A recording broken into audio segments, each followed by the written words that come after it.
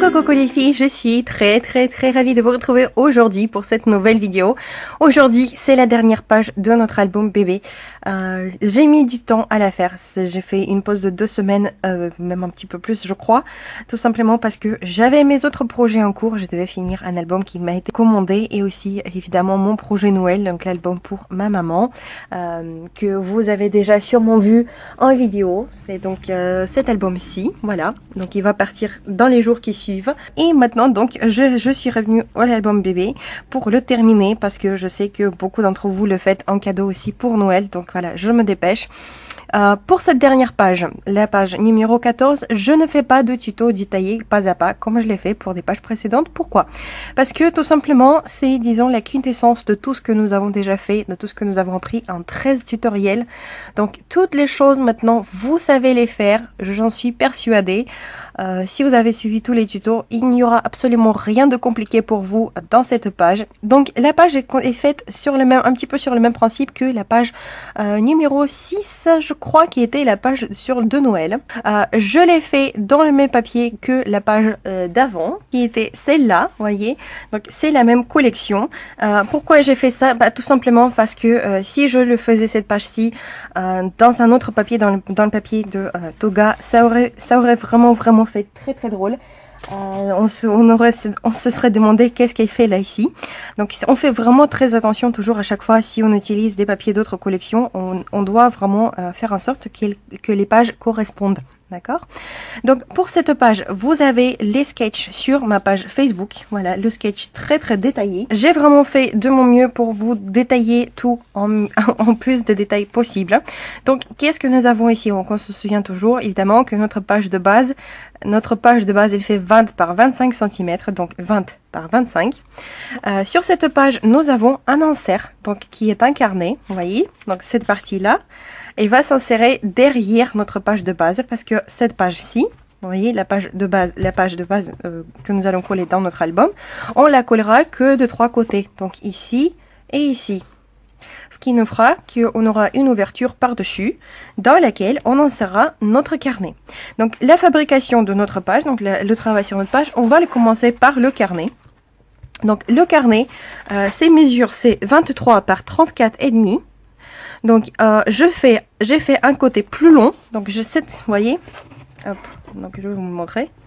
Voilà, il y a 2 cm d'écart entre les deux. J'ai donné de la hauteur à mon élément, donc 0,5 cm. Le 23 cm, ce sera la largeur de mon élément, donc c'est cette partie-là. Ça me laisse un petit bord de 1 cm de chaque côté sur ma page de base. Pourquoi j'ai décidé de faire un côté plus petit que l'autre? Tout simplement parce que il faudra vraiment bien fixer notre page de base, d'accord? Donc c'est pour ça qu'ici j'ai décidé de coller à 1 cm et demi parce que pour moi 1 cm ce ne sera pas vraiment suffisant. Voilà, donc c'est pour ça qu'ici je laisserai un petit peu plus de place pour le collage, d'accord? Tout simplement pour mieux l'accrocher dans mon album. Voilà. Donc pour commencer, j'ai découpé donc mon morceau, j'ai fait mes lignes de pli, donc 2 lignes de pli à faire seulement. Donc vous prenez sur le côté plus long, donc 34,5, vous faites une première ligne de pli à 18 cm et ensuite à 18 cm et demi et vous repliez. Ce qui nous fera du coup que notre insert il aura un demi centimètre de hauteur, comme d'habitude. Je l'ai ensuite habillé de papier de collection. Et je commençais le montage. Donc cette partie-là, c'est vraiment à vous de décider comment vous voulez qu'elle soit. Parce que là, c'est la décoration. Donc pour ma part, j'ai utilisé, voilà, il y a un petit peu d'embossage avec une magnifique poudre embossée rose avec des paillettes que j'ai reçue de FDeco. Voilà, il y a un petit chipboard que j'ai également embossé. J'ai juste ajouté 2 petits moulins à vent que j'ai fabriqués aussi moi-même. Voilà, et ensuite ce sont aussi des éléments de la collection, donc Bunny Bust des Pâtes de FDeco. Donc le côté technique, donc de quoi est composée techniquement cette page? Donc nous avons comme base une enveloppe. Donc cette enveloppe je l'ai faite moi-même. L'enveloppe elle fait 10 par 14 cm. Tout ce mécanisme se tient avec des fils cirés, voilà, qui est fixé donc accroché à 2 attaches parisiennes, une attache parisienne en bas, une attache parisienne en haut sur l'enveloppe. Donc notre enveloppe, on va la fixer, donc on commence par fixer notre enveloppe. Donc l'enveloppe, on va la fixer à 1 cm et demi du haut. 1 cm et demi, et là, ça nous fera 1 cm et demi également, d'accord? Hop, hop. Donc, pour faire en sorte que l'enveloppe s'ouvre, hein, parce que moi, il y a un secret, vous voyez, on dirait que c'est une cascade tout simple, mais non, ce n'est pas du tout une cascade très simple. Elle est un petit peu compliquée quand même. Donc, vous voyez, j'ai juste fixé mon enveloppe sur une petite languette qui fait 4 cm de large. Donc, je l'ai tout simplement pliée en deux. Donc, j'ai collé une partie à l'intérieur de mon enveloppe et une autre partie, je l'ai accrochée à mon album, donc à ma page de base. Donc, je l'ai accrochée. Voilà, en large, en longueur, ça c'est vraiment, vous voyez comme vous le voulez, vous pouvez accrocher complètement, ça c'est vraiment à vous de voir. La mienne, elle fait 7 cm et demi de long, voilà. Et ensuite, donc sur mon enveloppe, j'ai collé deux petites places photo de 9,5 par 13,5, d'accord? Donc un de chaque côté. Voilà, ce qui fait que déjà j'ai de la place ici, mais j'ai aussi toute mon enveloppe pour mettre encore au moins 2 photos, voilà, mettre des petites cartes, pourquoi pas. Donc il y a vraiment de la place. Derrière, pour masquer un petit peu les pattes de mon attache parisienne, j'ai juste mis un petit rond avec le fait que je fais avec le papier. Je voulais faire exprès que cette photo, donc la place photo qui est sur l'enveloppe, elle fait la continuité avec la cascade qui est juste en dessous. D'accord? C'est pour ça que j'ai bien calculé le tout. Donc, je vous mets le calcul juste ici. Regardez, donc on n'oublie pas que la page, elle fait 18 cm, d'accord? Donc, on colle notre enveloppe à 1 cm et demi. Toute notre cascade en longueur, elle fera 14 cm. Donc, y compris la page, donc la place photo qui est collée sur notre enveloppe. La distance entre chaque élément de la cascade est de 1 cm et demi. Voilà, donc il y aura 1, 2, 3 éléments qui vont sortir par en dessous. Le quatrième sera celui-ci. Mais lorsqu'on va l'ouvrir, il y a un autre élément de la cascade qui est juste caché juste en dessous, que j'ai placé juste en dessous, vous voyez. Et il est pile en dessous mon enveloppe. D'accord. Sur l'arrière de l'enveloppe, j'ai aussi collé une place photo. Je l'ai tout simplement alignée par la place photo qui était déjà posée là-dessus.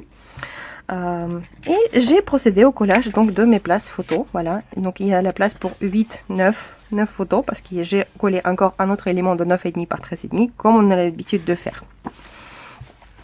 Voici, là ce sera juste, franchement il faudra juste que vous découpez vos éléments et ensuite vous regardez, donc vous jouez comment les disposer pour bien les aligner.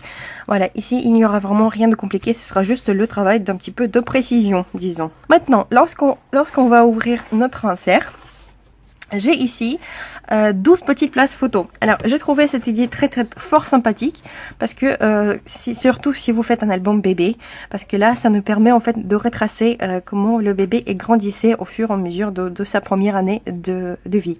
Donc, on commencera par 1 mois, 2 mois, 3 mois, 4, 5, 6, etc. jusqu'au 12. Hein. Voilà, donc ici, je mettrai des toutes petites photos. Donc, j'ai pu y insérer donc les photos, les places photos qui font 5 par 5 cm. Voilà, donc les photos que je veux coller dedans, ils feront environ 4,5 par 4,5. Donc c'est une taille que donc je vais les imprimer moi-même, hein, je vais regarder comment le faire et je vais le découper, voilà, pour qu'ils entrent parfaitement dans ces places. Et j'ai juste mis des petites décorations, vous voyez, les petits éléments de coupe de la collection Bunny Buzz des Patty que j'ai juste passé avec un petit peu avec du glossy. Voilà. Hop. Donc toutes ces parties-là ne sont pas collées, donc les photos pourront entrer tranquillement en dessous. Je les collais en dehors, disons, des places photos. Voilà, ça c'est vraiment une étape optionnelle. Si vous ne faites pas un album naissance, vous n'êtes pas du tout obligé de le faire. Ah, c'est juste, je vous montre juste l'idée. Et les deux dernières pages, donc les autres parties, les parties qui sera cachées, je l'ai juste décoré avec du papier décoratif, donc je l'ai laissé tel quel. Voilà, comme ça je pourrais coller, juste faire des petits collages et enfin voir comment je voudrais m'organiser pour déposer les photos ici. Voilà, donc ça c'est pour notre petit carnet. Comme on peut constater, il n'y a vraiment rien de bien compliqué. Maintenant on va passer à notre page de base, parce que lorsqu'on va soulever le carnet, c'est celle qu'on va voir. Qu'est-ce que nous avons ici? Donc nous avons ici une cascade, d'accord? Bon, c'est assez basique on dirait. C'est assez basique dit comme ça. Donc nous avons ici une cascade pour 21 photos. Parce qu'il y a 1, 2, 3, 4, 5, 6, 7, 8, 9, 10, 11 éléments dans ma cascade. Voilà. Donc pour la fixer, pour qu'elle ne s'ouvre pas comme ça, qu'est-ce que j'ai fait? J'ai tout simplement pris une petite languette de papier que j'ai collée sur le premier élément de ma cascade. Donc ça, on l'a déjà fait sur notre deuxième page. Voilà. rien de nouveau. J'ai juste un petit modifié un tout petit peu. Donc je l'ai collé sur la première page. J'ai installé donc j'ai installé un œillet.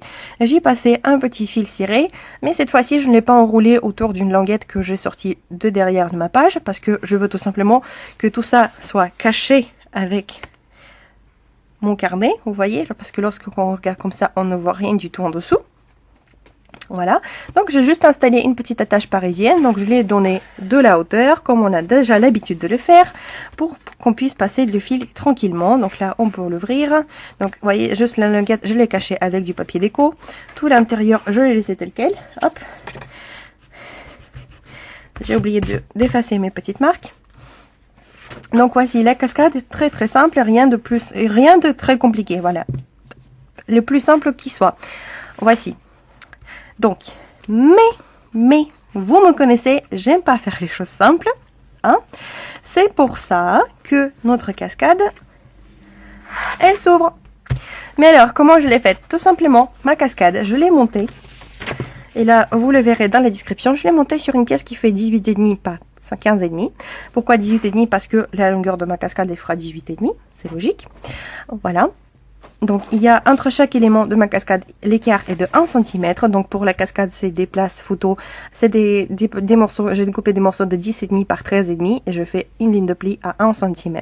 Voilà, c'est mon élan par lequel j'ai collé mes éléments. Hop, et la dernière pièce, 9,5 par 13,5, donc c'est la toute dernière qu'on ne voit pas. Avant de commencer à installer ma cascade, donc j'ai pris cette pièce 18,5 par 15,5. J'ai fait ici un pli à 2 cm. J'ai rangé un petit peu les bords. Voilà, j'ai fait une incision de ma page. Alors, pour me décider où je veux placer et comment je dois le placer, j'avais tout simplement mis mon carnet. Voilà, je l'avais fermé et je me suis juste marqué les petits coins, donc les coins les repères de mon carnet avec un crayon. Voilà, tout simplement. Comme ça, ça vous permet de savoir dans la zone que vous avez pour tout arranger. Voilà, donc une fois que c'était fait, je me suis décidé où je voulais placer ma cascade. Je fais une incision, voilà, vous voyez, hop, c'est collé juste par ici. Évidemment, je n'ai pas oublié de la fermer avec du washi tape ou vous pouvez le faire ici avec une bande de papier ou avec du scotch. Ça, c'est comme vous le souhaitez, tout simplement pour fermer cette partie-là, pour que ça se balade pas, pour que le papier ne s'ouvre pas et lorsqu'on va coller notre page à la base pour que la colle ne dépasse pas et ne sort pas à l'extérieur. Voilà. J'ai décidé de démonter cet élément. Voilà, vous voyez, il était monté. Donc en plus de cette partie, en plus de cette fermeture là, je l'ai monté comme ça. Il se tient parfaitement bien, il n'y a pas de souci. Donc pour ceci, j'ai installé 4 aimants. Hop, je vais vous les montrer. Donc là, on le voit. Je les ai mis juste en dessous la cascade par 15,5 dans ma page. Je l'ai collé, je l'ai fixé. Et ensuite, j'ai installé 4 aimants, donc 4. Vous pouvez en faire 3, ça c'est à vous de voir. Hop. Donc les aimants sur le plan, sur le sketch, je les ai montrés avec un petit M. Voici. Les 4 autres aimants, je les ai installés juste derrière. Hein. Voici. Et ensuite, j'ai collé toute ma cascade. D'accord? Ce qui m'a permis en fait d'avoir toute cette place là, encore une fois libre, et d'y installer encore plus de choses. Donc ce que j'ai décidé de faire, c'est d'installer tout simplement une poche, voilà, qui fait la même longueur que cet élément-ci, même un tout petit peu plus petit, vous voyez, juste quelques millimètres. J'ai enlevé juste quelques millimètres hein, pour être sûr que tout se tient parfaitement, que rien ne dépasse. Et dans cette petite poche, j'ai juste mis voilà 3 petits photomates, donc 3 petits carnets pour 4 photos chacun. Et je pourrais aussi y insérer deux petites cartes de journaling. Voilà, faire de la décoration. Là, j'ai encore la place pour déco, mais je pense que je vais me limiter juste à quelques petits tamponnages, peut-être par ici. Voilà, je verrai bien comment je vais m'organiser un petit peu par la suite. Et puis ici, comme vous pouvez constater, j'ai juste fixé une petite bannière. Voilà, les attaches parisiennes ne sont pas passées à travers. Je les ai fixées derrière la première petite bannière. Hop, voilà, vous pouvez le constater ici. Vous voyez, je l'ai monté sur 3D, sur une petite... sur un bout de papier, donc sur une autre bannière de couleur contraste. Donc voilà pour cette page. Donc pour la poche, je ne vous ai pas expliqué. Donc ça c'est la poche, c'est rien de compliqué, on a déjà fait plein. Donc celle-là, elle fera 21,5 par 7,5. Donc on fait des élans de 1,5 cm de chaque côté. Voilà, comme d'habitude, on range un petit peu les angles pour que ça ne dépasse pas. Et on la colle ensuite sur notre base de page. On l'habille, on peut la décorer. Voilà, il n'y a vraiment aucun souci. Bon, je pense qu'il n'y a vraiment rien d'autre à expliquer. Je pense qu'il n'y a vraiment rien de compliqué pour vous. Maintenant que on a tout ça, on a déjà appris à le faire. Voilà, il y a juste cet élément sympathique que je me suis imaginé, voilà, que j'ai imaginé. Je trouve l'idée très chouette. Vous voyez, se faire une petite cascade qui s'ouvre. Voilà. Donc c'est pour ça que comme c'était un élément qui est assez lourd, j'ai préféré de les monter. Voilà, en plus pour que ça tient vraiment très bien. Hop. Et maintenant, on va traditionnellement compter le nombre de photos qu'on peut y insérer. Allez, on va compter. Donc, hop. On va compter, donc on va commencer par notre carnet. Donc ici, nous avons place 1, 2, 3, 4, 5, 6, 7, 8, 9, 10, 11. 11 photos par ici. Plus, je vais compter 2 pour la poche. Voilà, donc ça nous fait déjà 13. Ici, j'aurai 12 petites photos, donc ça me fait déjà 25. Mais sinon, vous pourrez facilement y insérer au moins 3 photos en 9 par 13. Voilà, vous pouvez faire 2 en vertical, 2 en horizontal et 1 en vertical, par exemple. Donc 25. Ensuite, ici, je pourrais mettre 26, 27, 28, 29. Je compte comme ça, grosso modo.